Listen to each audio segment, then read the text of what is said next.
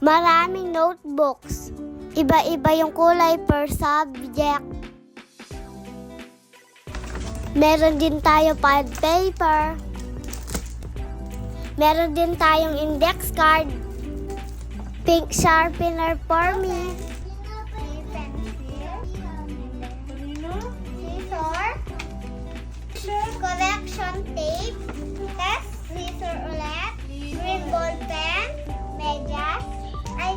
Eraser. Scissors. Sharpener. Green ball pen. Green ball pen ulit. 2 blue. 1 pencil. And 3 black ball pen. Tissue. Para sa sipon. Last year pa to, walang pambili. recycle. Recycle.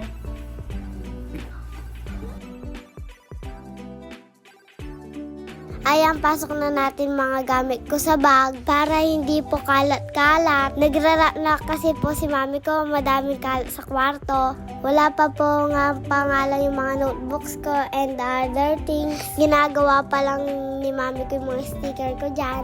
Yung coloring at art materials, pinagsama-sama ko lang din po dyan para bawas kalat na din po.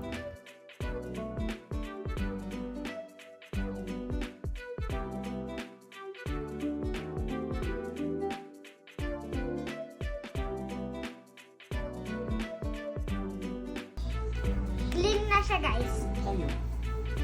Wow, English, clean. Ang aking pencil case ay Recycle. dati pa to. Bigay ng tita ko. Late silang bumili ng gamit. Pero malapit din kasi Ba't sinabi na ito?